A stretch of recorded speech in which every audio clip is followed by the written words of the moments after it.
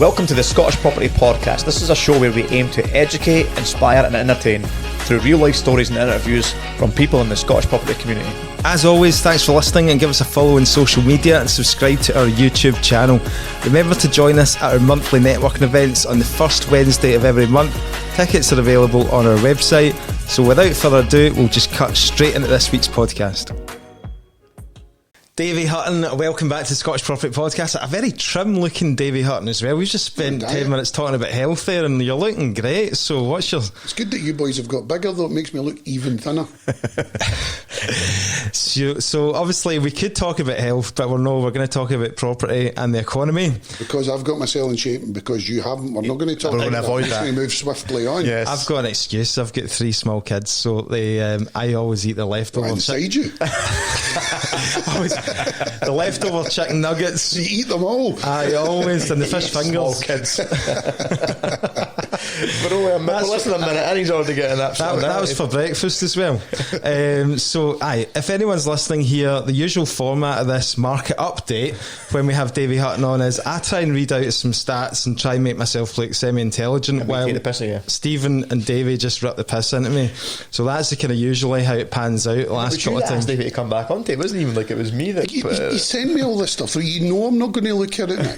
Backed by popular demand. So we do get messages saying get Davy Hutton back on, get Davy. So what I do is I pick out the news stories of the month. So looking back at the month of July, what's happened in the property market. So we're going to be talking about, the inflation data, how that filters through into Bank of England interest rates, mortgage rates, which were all obviously are important to property investors, house prices, rents, and we'll touch a wee bit on politics as well, I think, because there's just a few things happening in the world of politics at the moment. Well, there is a reason I don't look at the stuff that you send me. I can't be bothered. I work on gut feel and my experience on it, and I think sometimes you have to know the stats, and I know you do know the stats, but sometimes they're not relevant to your own individual sector. The first article that I pulled out here, and it's about UK inflation staying unchanged at 2% in June, and the headline writers have had an absolute field day here because some economists have come out and said this is because the Taylor Swift effect, because obviously Taylor Swift did her tour around the whole UK, and some economists are saying because obviously that huge demand on local services, i.e. hotel prices, are going through the roof, that this is why that it didn't come down. I mean, bear in mind 2% was the Bank of England's target, so it's been held at the 2%, but some economists were predicting that it would actually come down a little bit lower, especially in that service inflation sector, which they were saying is a lot higher. So they're saying the service CPI is at 5.7% in June. It said data in June showed that prices in restaurants and hotel rose more than a year ago, partly due to the Taylor Swift effect at our concert tour. As our concert tour hit the UK, putting upwards pressure on the headline inflation rate. So has Taylor Swift got, is she to blame for the inflation rate not coming down, or is that just a load of shite, Davy? I think it's a good headline. I think people want to read about Taylor Swift because she is a phenomenon. To be honest, I don't quite get it, but it is exactly clickbait. I thought you would have appreciated her being obviously a music writer yourself. Absolutely. I do appreciate her. I don't understand how the whole global phenomenon of her... why is she so much bigger than 75,000? Then you'd be able to create another one. 75,000 people packed into Murrayfield Stadium over 3 days in Edinburgh, sold out, tickets at £500 each. Unbelievable. I know who she is, Nick. No, I'm just telling you. Who else is going to be able to do that? I know, but what I don't know is why. Because what is so radically different about her to any other? She's a good businesswoman. Yeah, she's great, and the way celebrity works now, if Taylor Swift was to run for president in America, she would win. That's a really good point. I've got nothing against her at all. Why is she so much bigger than everybody else, and Beyonce, or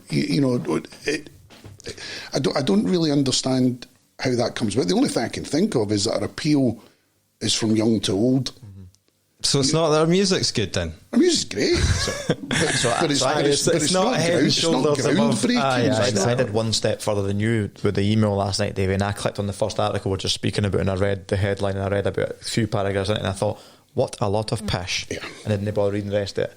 I mean, there's got to have some knock-on effect, but I'm not buying into it either. I mean, how, like, Formula One's doing at Silverstone, or the UFC's in Manchester this weekend. There's things on all the time up and down the country. It's just so I think, like you say, it's a good clickbait headline, and obviously it's got us talking a wee bit, but touching on the inflation and the interest rates. So this is what they were saying, right? Because the last kind of predictions from the economists, right? So they were saying that they couldn't, because interest rates at 5.25%, right? Bank of England base rate. And what economists were saying was that we're really ready. We're due a cut now.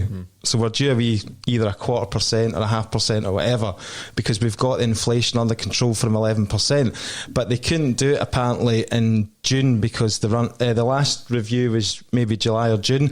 They couldn't do it because the run up to the UK election, July the 4th, because then it would look like it was a kind of political thing then. And the whole point of the Bank of England was that it's supposed to stand independent from any government. So that was the reason they held it there when it was already at the 2% target. Now they're saying that because this service inflation is still a bit sticky, that they predicted the August, I think it's the 1st of August, when the next monetary policy announcement's going to be made, which will be a couple of days after this podcast comes out next week. They were saying before this whole Taylor Swift thing, that was a shoe-in basically, that was going to be cut. Now it's not, and there's a bit of uncertainty. Do you think it's time for a cut, Davy, in interest rates? I hope so. But I think the economy is fragile. You have got, I think, some kind of, I feel like an optimism bounce post-election. And it's nothing to do with, like, who you voted for. Just like stability or certainty. Yeah, I just think the whole country thought, we need to get rid of what we've got because it's broken and it's going to shit. And then, Keir Starmer's come in, and in his initial couple of weeks, he's really not put a foot wrong. He's said the right things. He's been inclusive to people, and people just feel a little bit better about it. That's my impression of it. And again, we value your gut feel on the ground, because you often talk about that as well, just from your circle, who you're talking to and what other people are saying. I think people, before the election and going back to post-COVID release bounce, if you like, everything had just stopped. People weren't doing things. They were eating out less, they were going out less, they were going on holiday less, for a variety of reasons. Brexit queues, you name it, the problems were there. And I think what they said was, I'm just going to batten down the hatches and I'm just going to stay treading water. Well, treading water doesn't take you anywhere, but that's where the whole country's been. And then I think post-election, people maybe thought, well, let's move house, let's do that thing that we were putting off, because normally July and August are the two holiday months. From an estate agent's point of view, they're 2 dead months. But the week following the election, I had the first week that I've had that was pre-COVID level since COVID hit. We're talking about number of people wanting to sell their properties, or inquiries taken, new instructions. Yeah. But then as quickly as it happened, it died away again. It was just literally a bounce. So there was a feel-good factor there for some people? I think there is just a little bit more of a feel-good factor. And were you feeling good after the result? I was feeling good that the Tories were out. And that's not me making a political... Well, it's me making a political point, but it's not like historically I am anti-Tory. I was anti... that incarnation of the Tory party, which I think was only using the name. Historically, I quite liked people like John Major and Michael Heseltine and Ken Clark. When you look at like all out Liz Truss and Boris Johnson, it really was the loony party. And there was a thing, I don't know if you saw it, when Keir Starmer came in and he appointed the Timpson guy to the head of the prison service justice, whatever it was. And there was all sorts of plaudits getting put out for what a great appointment that was, because Timpson employed ex-convicts and rehabilitated them through his companies, and how expert he was in that field. Well, you should be expert in the field, and that's where we've gone wrong, because we're appointing people for the last 4, 5, 6, 7 years that know nothing about the brief that they've got. And the same could be said about housing. Yeah, going back to the housing problem, why are we letting these people who have no experience in the property sector make decisions on policy? Patrick Harvey that came in with rent controls. Do you know what I mean? Like, we should be consulting, like you say, the people that actually are in the top, the top brass of companies that have done. But you also need them to be independent, yes, and not self-interest orientated, which is what you had with the last Tory party. It was complete self-interest everywhere. Aye. Which you saw with the VIP lanes and things like this. What's best for me? Well, government isn't what's best for me. It's what's best for everybody. So it's all very well for them to come out and say, like they are saying now, we're going to build 1 million homes. 1.5. Yeah, but I mean, there's another clickbait headline, because how are you going to do it? Where are the plumbers going to come from? The electricians going to come from? The builders going to come from? The money. And that's before you even look at the fact that the house building companies are pretty powerful. They have big land banks. They can build houses if they want to build houses. But building houses affects the price of houses. It's like diamond merchants.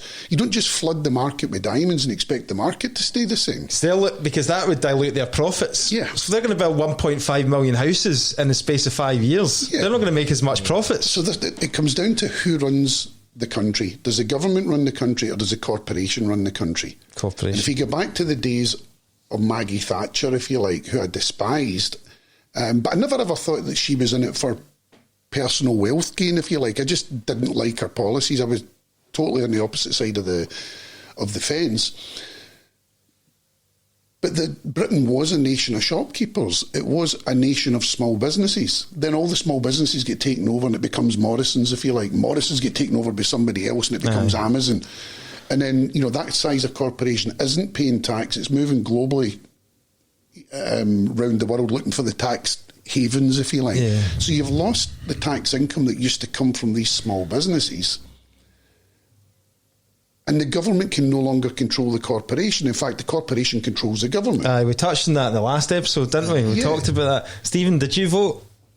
No. I wasn't registered to vote. Oops. Oh, you're not? All right. I moved house recently. Right, well, I voted Labour, and not because I voted Labour in the past. Right? I voted SNP in the past. I voted Conservative, but the reason I did vote Labour was because I just wanted change, like you said. We're so fed up. It was what was the route to get them out? Yeah. That was what most people were thinking, and that was what it was with me as well. Also, strategically thinking long term as well. Although I have voted SNP in the past, I just think the last. The administration, well, I think it's been 17 years of SNP now, so they've had their chance now as well. It's time for a change in Scotland. Next Scottish elections, 2026. Another reason I voted Labour was because I want Scottish Labour to get in and try for change in Scotland. Probably Scotland, didn't they? Politically, I'm probably not dissimilar to you. I've floated between all the parties. I felt like Alex Salmon at the time really knew what he was talking about.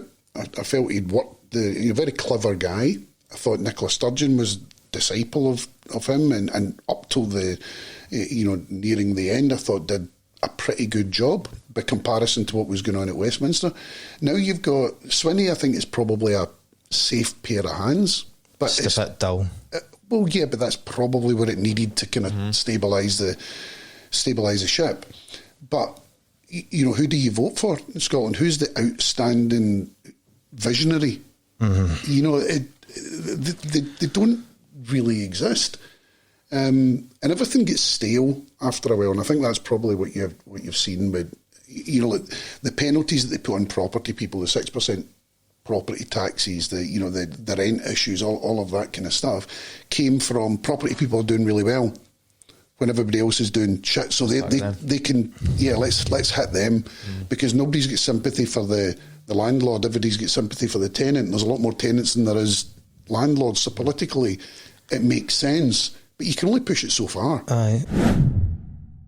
Let's take a quick break, guys, from today's show to talk about selling your property with Prime Property Auctions. Now, myself and Stephen have both used John and Lewis from Prime in the past, and we can personally vouch for their service. They sell vacant and tenanted property, and you get to control the minimum reserve price so that you're not selling your property for peanuts. They pay for all the stuff like photos, videos, and all the marketing stuff up front, so you're not paying anything from the start, and it's a no sale, no fee. So if you want to check out Prime Property Auctions, then get across to the link on the show notes and speak to the guys.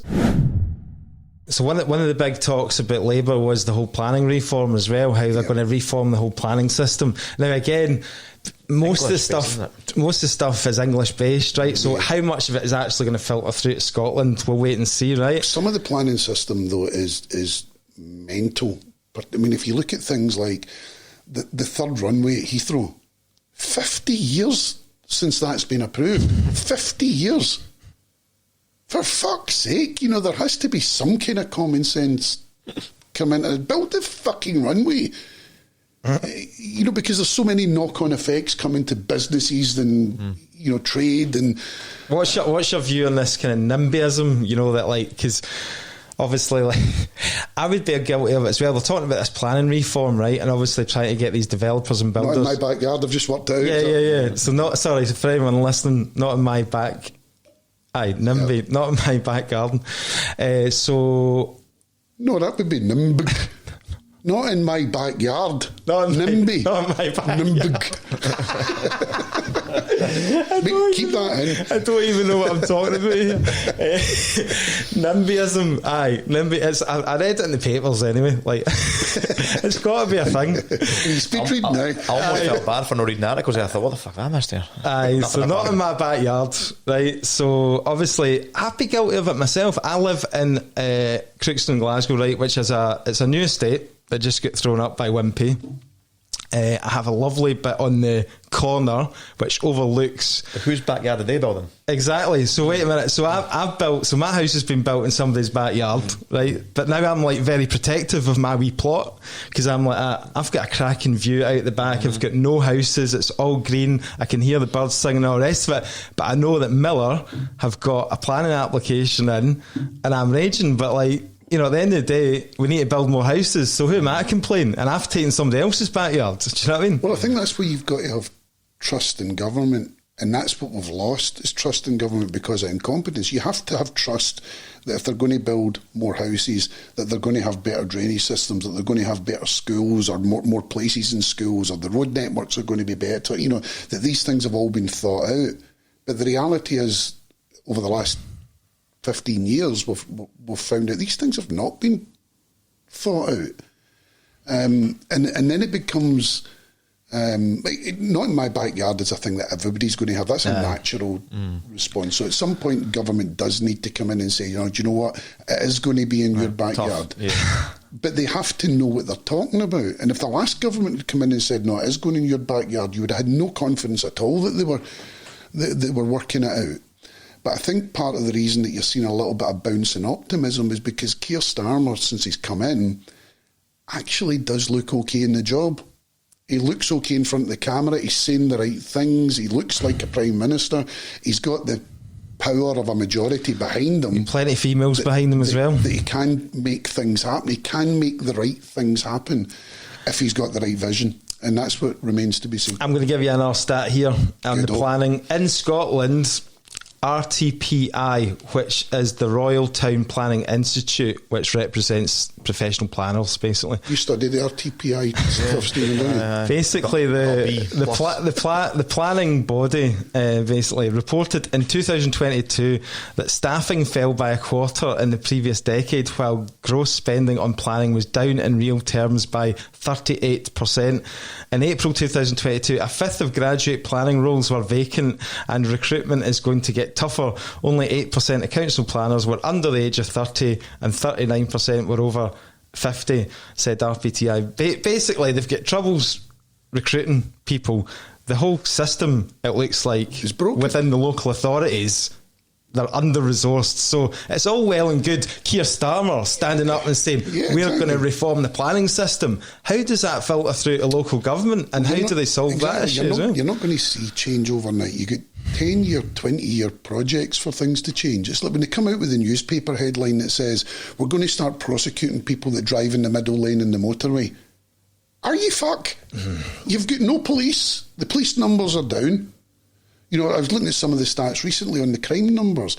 100% in some of the worst areas of crimes reported go unsolved. 100%. Ah, you do read stats. Well, you don't need the brain of Britain to work it out. If you close the police stations and you get rid of police, the crime's going to... Criminals aren't stupid people. Exactly. You know, they can see an opportunity. That's their whole modus operandi is spotting an opportunity. Aye, they want to solve the housing emergency by cutting the affordable housing building programme by 200 million. Very good. See how that one pans out. Right. So that, enough on the politics, because we could... Geez, oh no, they are all linked. I would love to touch on American politics, but that's for a whole other show. Love it. But we never touched on how they were linked in Scotland, like how it filtered down, like the amount of seats that were lost, like SNP in Scotland. Oh, well, the SNP took a right doing, basically. A hiding. To be honest, I didn't see that coming. Yeah. But I knew they were going to take a kicking, but I didn't think they would take that level of kicking. 48 seats to 9 or 10 or something. 9, I think, yeah, but I think that a lot of that is to do with people like you and I saying, I'm going to vote Labour to get Tories out. Mm-hmm. I don't think it was necessarily like the full-scale revolt against the SNP that, and I mean, the proof will be in the pudding when you come to a Scottish election. Yeah. I think probably the SNP and Labour are running kind of neck and neck. Is my gut feel. I don't think the camper van saga helped. I know, but this is the problem. We get fixated because the newspapers tell us about the camper van, and we miss the 200 billion that goes missing on the what do you call it, the protective gear stuff, or the VIP lanes or whatever it was. It's the big story was ignored for the wee story, and that goes back to Taylor Swift stuff as well. But you're going back to your thing about like the planning stuff and everything. If this hole exists in the SNP finances, why is it not a simple thing to find out where the hole is? That's what you've got accountants for. Where is that? Surely you could just look at the bank statement, and go like. But, to bring it back to property, I remember Michelle Thompson. I think we've spoken about this before. The SNP MP in Edinburgh. She was the one that was accused of the property fraud. Remember back in the days of trying to create deposits when there was 100% loans and things like that, bridging loans for a day, things like that. Now I knew, because of the world that I operate in, that Michelle Thompson had done nothing illegal, because loads of people were doing it. I wasn't doing it because I thought it was a grey area. And B, there was too much work involved in it for me. I couldn't be bothered if I was honest. But I knew what she was doing, and I knew it wasn't illegal. Well, it took 2.5 years for the police investigation to come back and say she'd done nothing illegal, by which time she'd lost her seat at Westminster. Her career Press had a field day. In tatters. So, I mean, I've been asked twice if I would be interested in standing on the political stage. Oh, yeah. See if you were... Which party? I was spoken to both by the Labour Party and the SNP. This is going back years. It just sounded out. Nothing. Davy Hutton for First Minister. See if you'd be interested. Well, see up until now, in fact, probably now as well, unless you were going to stand as a Conservative, you would get ripped to bits. I mean, can you imagine what would happen if I was on a national stage? I mean, like you put a podcast out and it goes viral because... Davy Hutton looks like the love child of Johnny Depp and Jakey for your street kind of thing. You need to watch those snipers round Loch Winnock as well. Size of my ears as well. We're shooting for the hoops. But unless you were... your life would be in tatters. And unless you were Gandhi, who doesn't have skeletons in their cupboard? Aye. I would need to stand up there on day one and say, right, let's get all this out in the open. Let's fucking in bed right now. And in actual fact, it's probably a technique that would work. Because people are fallible. Honestly. Yeah. We've got our first politician coming on actually today. Yeah. So we'll be waiting to try and pull a few skeletons out. As much as I wanted the Tories out, I'm shitting myself about the Labour for the Aberdeen market. Oh, aye, oil and gas. Big time. Aye. So this is going to... Aye. So they're going to put the extra tax on? Well, that and the fact they're not approving new licences, or they might pull back the ones that have been approved recently, so there's a bit of a wobble going on. But we've heard all this before. Yeah. You know, these are sound bites. There's realities that when you come into government that you can't change things overnight. You know, successive governments have said these things, and it's a very slow creep. The corporations are not going to allow that creep. No. And I think there's to gather absolutely. I think there's also the argument where there will always be a reason not to take action in property investing and stuff like that. Yeah. You know, if you get too caught up in these stats and that, then you're never going to do anything. Yeah. You know, it's either going to be Brexit, it's going to be COVID, it's going to be Taylor Swift, it's going to be something. This is the thing, and I know I'm ripping it out you for the stats thing and everything, but gut feel has got a lot to do with it. If you're on the street, you feel momentum shift. We've spoken about this many times in the past. The guy in the street knows he can't afford to pay his mortgage. Before his bank balance is. Yeah, the governor of the bank only knows when he's missed 6 payments and become a start. You know, a lot of the momentum starts. Talking about mortgages, I'm going to stop you right there. The number of new UK buy-to-let mortgages halves in just over a year. UK Finance said landlords with just one rental property are more likely to feel the pinch from higher interest rates. Now listen to this. This is an interesting figure. Take note. It's figures that showed the number of new buy-to-let mortgages granted fell from 25,280 in the final 3 months of 2022 to 12,422 in the first 3 months of 2024. So they may have just been really selective with the 3 months they've taken, but that is quite a drop. It's a collapse, yeah. And the other worrying thing about it is that when we're selling properties for landlords, they're not being purchased by other landlords. So the whole rental sector then starts to which is great if you're a letting agent like me. Yeah, but that, I mean, that could be a bit skewed as well, like you say, depending on what 3 months of pick, but also you could be sitting at the opposite end of the table here. Davy's buying in cash and not using a buy-to-let, and I'm using a portfolio loan that isn't a buy-to-let mortgage. So you're saying it's great for you. No, it's only, I'm just being... but you know, as landlords leave the market, you know, your client base is going to go down long term. Short term, it might not make an awful lot of difference. I mean, see, Boris, what you said about cash buyers is I mean, we're still seeing things work. You know, buy-to-let still making sense for our clients, and they're still... I always say, depends like, on the size of your mortgage and the ratio of your mortgage. So, you know, the properties that we're adding to our lettings book from the investor clients that are still buying it and building their portfolios are generally properties that are between 70 to 90,000 really. As soon as you start going over the 100k mark, it's not really making sense for the higher mortgage rates.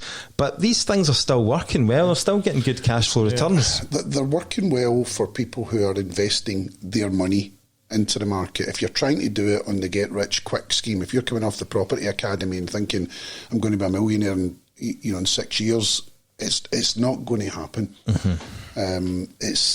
But there is, if you've got no mortgage, the returns are still good.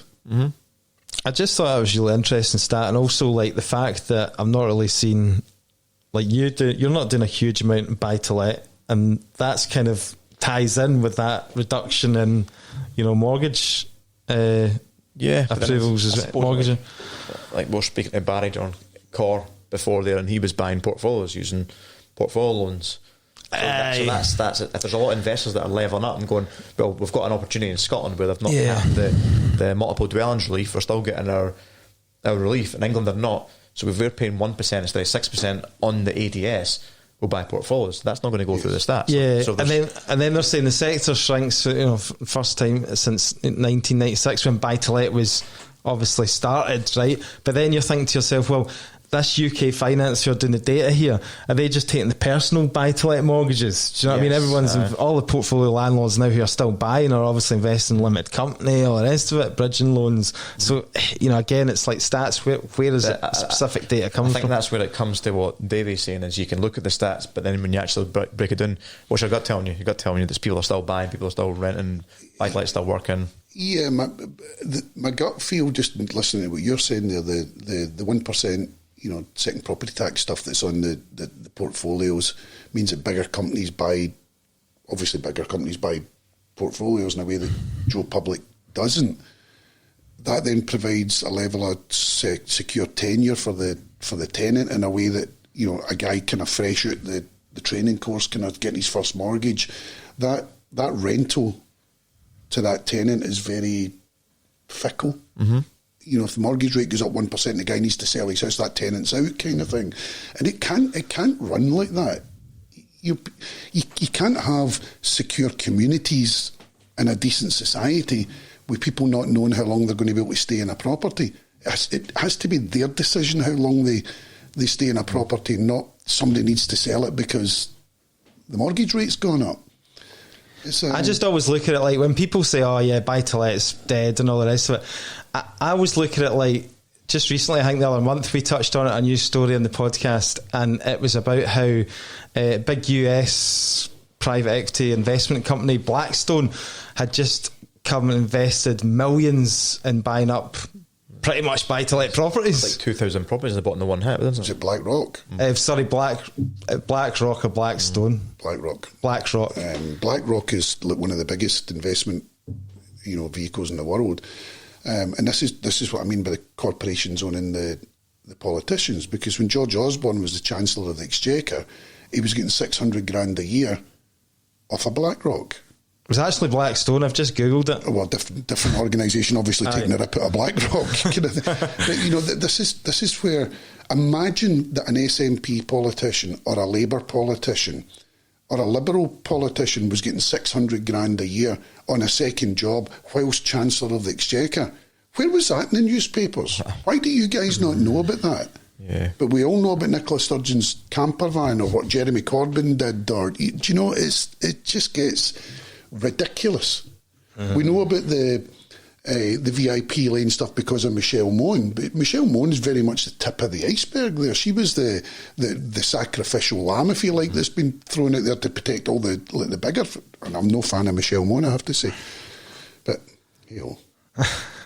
call me cynical. Moving on to house prices, and again, this is where we take your local knowledge with having the estate agency as well, Davy, because I'll throw the stats out anyway for what they're worth, but things are still on the rise in Scotland. Property prices keep on rising, apparently, up 2.5% for the latest land registry stats. So what are you feeling? And for the stock that you're selling, are things still kind of achieving home report and above? Or? Yeah, they're still getting home report, but it varies so much area by area. So if you're in the West End of Glasgow, where your mortgage levels are lower percentage-wise, these areas are doing very well, but not very well in volumes because people don't need to move. But if you go to somewhere like East Kilbride, Cumbernauld, Wishaw, where we're sitting, these are markets that are not dominated by family money or savings. People get a 2-bedroom house or a 1-bedroom house and they graduate to a 2-bedroom house and then to a 3-bed, they work their way up. These areas are not doing so well because it's been difficult to find the mortgages, the deposit amount, the interest rate rises, and these areas have been really struggling. Last time we had you on, were you not doing a renovation or a flip in the West End? You were doing something up there, I'm sure. Did you sell that all right? Yeah, West End goes fine. It's a cash market. There are oodles of cash. Do you know the one I'm talking about? No idea. No. Oh. Maybe it was somebody else then. What have you been doing anything lately, like in terms of trading or buying and selling? Or? It's actually been a really strange market. The volumes, I mean, you're probably going to tell me a different stat here, but my gut feel is that the volumes are down, and they've been down since COVID hit. I think the stats will probably tell you that we're 10% down or something. It feels like more than that. And it's really interesting just now as to whether COVID created a different mindset if people get out the way of moving as much as they used to, whether this is a permanent change or whether it is just down to that political uncertainty of batten down the hatches and do nothing till we know where we're going. My gut feel is it's batten down the hatches and things will return with optimism is such a massive Do you think people driver. think that much? They think as far as the fact that their mortgage has gone up, or it's difficult to get a mortgage, or their friend that was trying to move couldn't get a mortgage, so we'll just not bother. They see inflation, they see things going up, they think maybe we couldn't afford it, we need to kind of rein in our spending. And this is the thing that, where that affects the economy, because most big businesses in the restaurant field, for instance, or the pub world, they work on kind of 10-15% net profit margins. Now, you start taking 10-15% off their turnover, their fixed costs all remain the same. In fact, the fixed costs are going up because of inflation. The cost of their goods that they're buying to sell are going up because of inflation. Their margins are getting squeezed all the time. And it's the same with high street estate agents. The big chains have the same overheads that they ever had.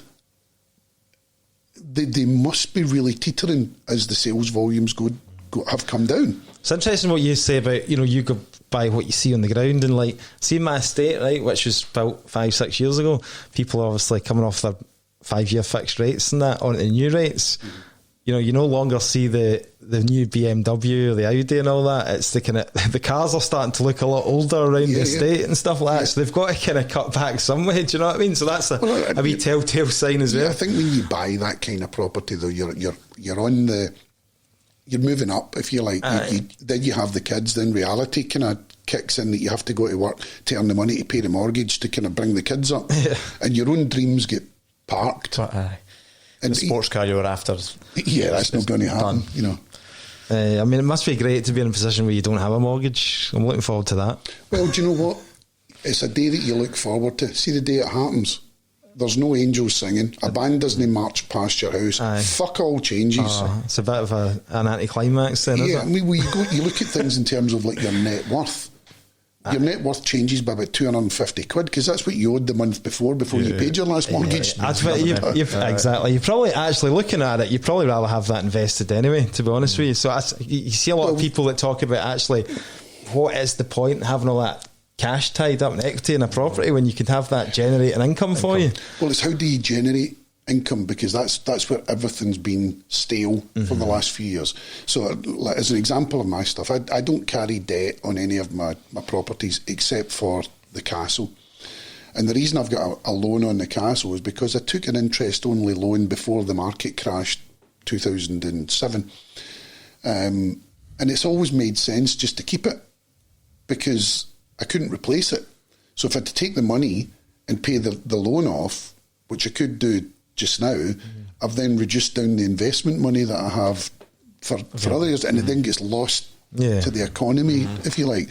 So if people start kind of doing that, paying off all their debts, the economy no longer flows.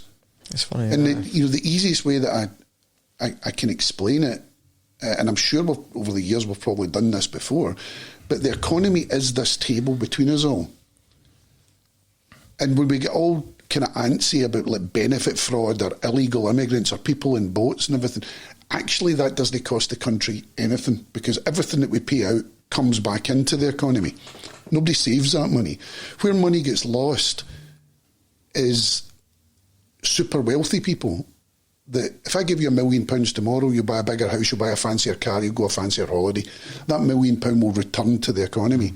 If I give you another £1 million on top of that, it's going to the Isle of Man, or it's going to the Cayman Islands. It's coming out of the marketplace.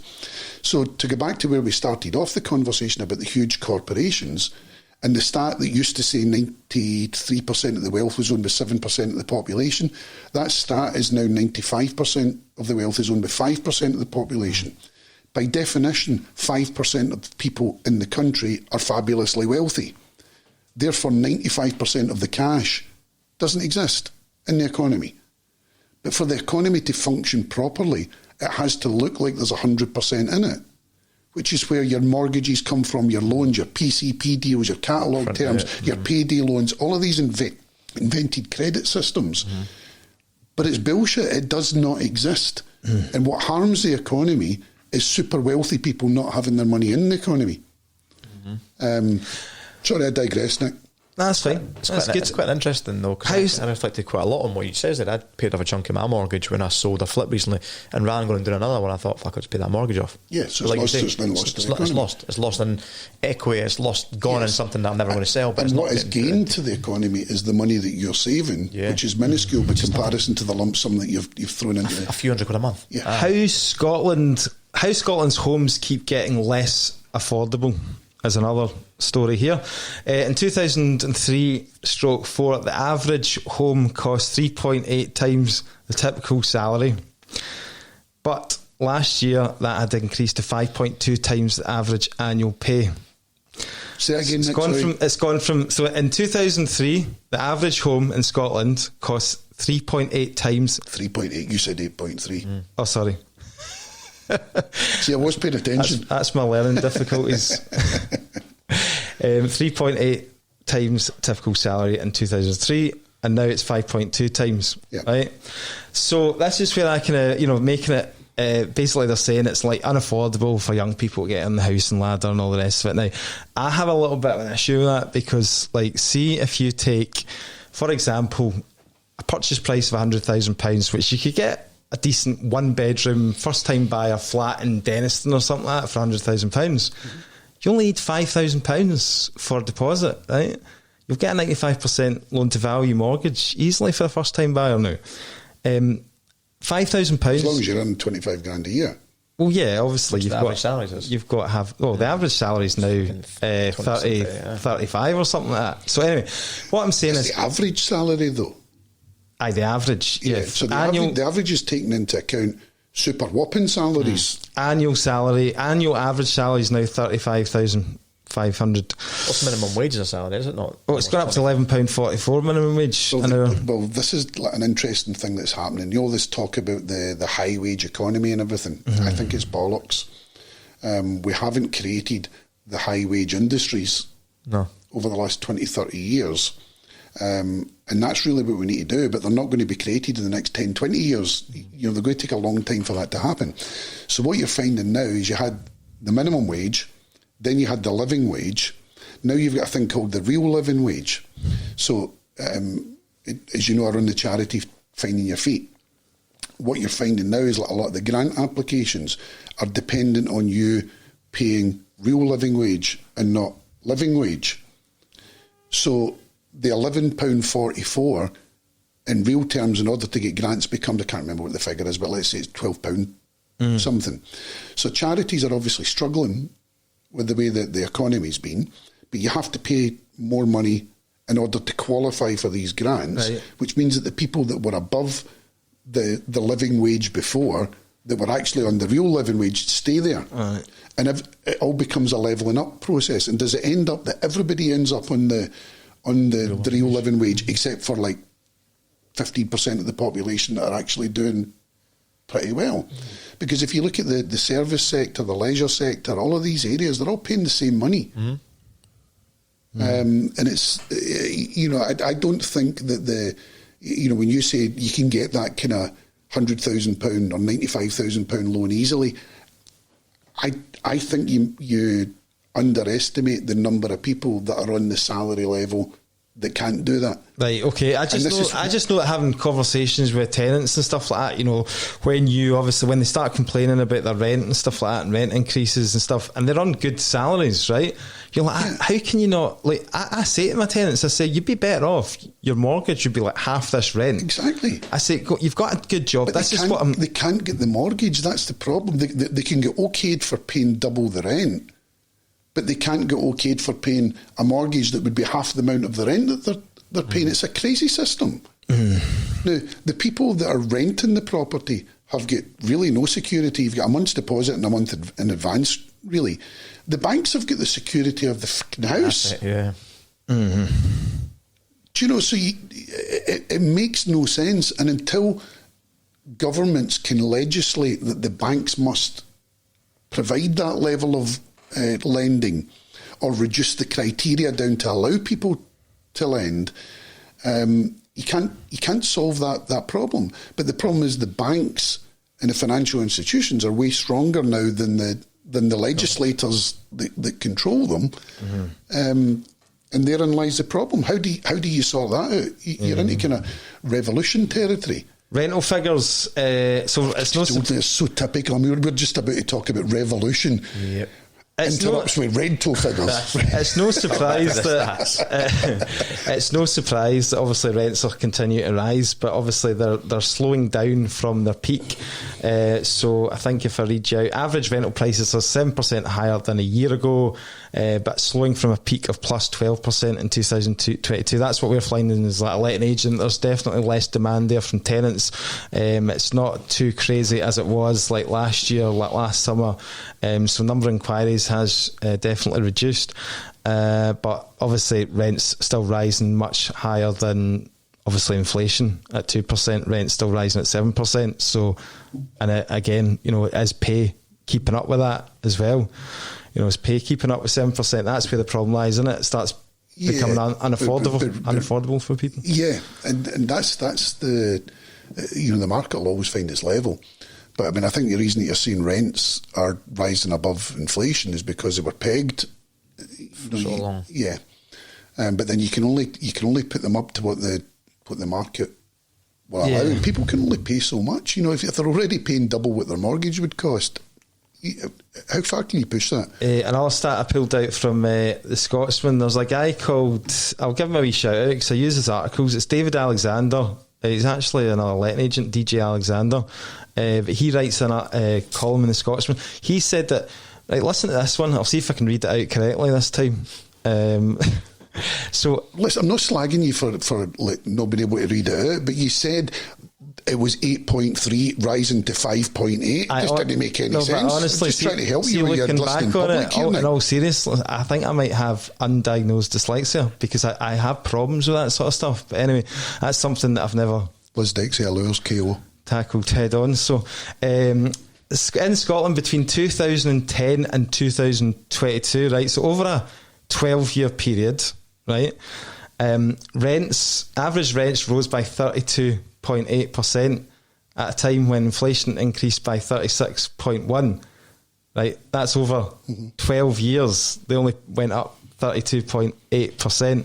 Right, in the last year, since they brought in, the government intervention, the caps and all the rest of it, rents rose 14.3% in a year. Sorry, the following year after they brought in that legislation, which was going back a couple of years, they went up 14.3% against an inflation rate of 8.6% just in that year. That's what markets do. That's what happened in the house prices. It's mental, isn't it? After COVID. It's mental that for 10 years, rents, yourself, a cottage flat in Glasgow held a rent of £500 a month for 10 years. Yes. Never changed. I built my first flat in Paisley. It was a 3-bedroom flat in St James Street, and it was £450. £150 a bedroom really is what you were renting for at that stage. That £450 a month stayed for 20 years. It stayed at that level. What's it now? I know you don't £750 exactly. Do you know what I mean? If you were to really want to go market level, that's where we're at now. And again, that comes down to government intervention. But again, we're going to ask that the DJ Alexander boys brought. You can actually see it. We've spoken about this before in the past. Over that period of time, rents stayed the same, but to peg it against what inflation was over that 12-year period, I you can see that. Compare it. Yeah.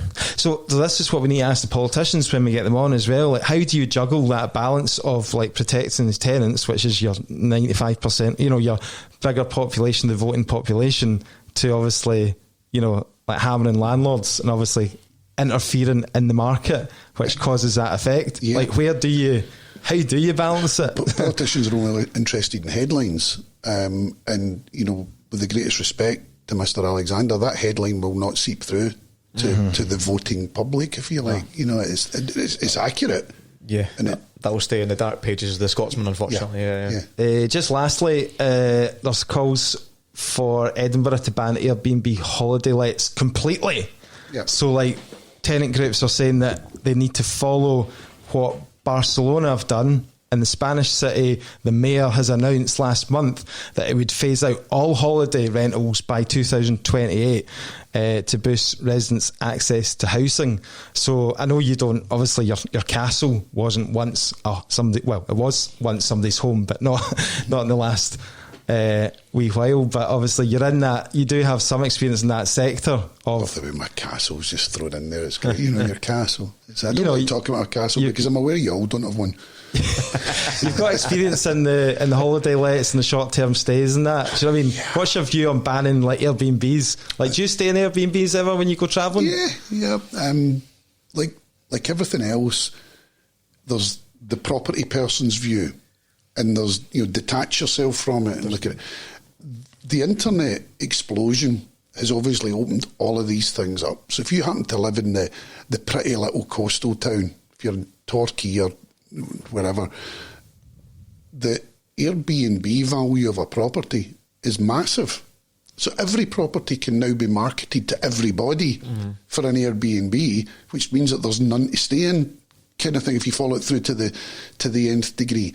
And it used to be that if somebody was renting their property out, the exposure that they could get to rent it out wasn't what it is now. So the checks and balances have gone from the market to the point where they do disrupt entire communities, and you can see it in things like the way the people in Ibiza and Mallorca and everything are now protesting back, get rid of the tourists kind of thing. It's not get rid of the tourists that's going to go and stay in the hotel. It's all the properties that used to be there for people to live in are no longer there for living because they can be rented for 3 months of the year and make more money. I don't know about Edinburgh, right? And like, kind of we're guilty of it because we have people on like talking about the SA model, right, which is the buzz serviced accommodation, which is basically Airbnbs, right, short-term rentals. And people come on and talk about the profits, and we're like, wow, that's amazing! What a strategy! What a money spinner, by the way. Some of these guys are making, but you can see it from the other side. If you're a local that's living in Skye or something like that, and why did renting things out for people's holiday is not a new concept. What is a new concept is the Airbnb model. The volume. You can reach to anyone in the world now, not just... It's like you used to have these wee auction companies that kind of sold stuff in various locations in Glasgow. Now eBay sells them. And the exposure of eBay is like 1 billion times what any one of these small... I think it's a bit backwards, like when you're looking at like cities like Edinburgh, because I mean the amount of tourism that Airbnbs will bring to the city must be fucking... Well, that's a good point as well. So, how's that going to... So you're looking at let's get the residents back into the city centre, but what's the residents doing? Oh, they're working in the coffee shop, or they're working in the cafe, or the cafe's going to go bust if the Airbnb tourists can't come in the city. Because I think they said on that article that you shared says that Edinburgh outside London's the most visited city in the UK. But if they take away that, you're losing tourism money. But what happens, Steve, is that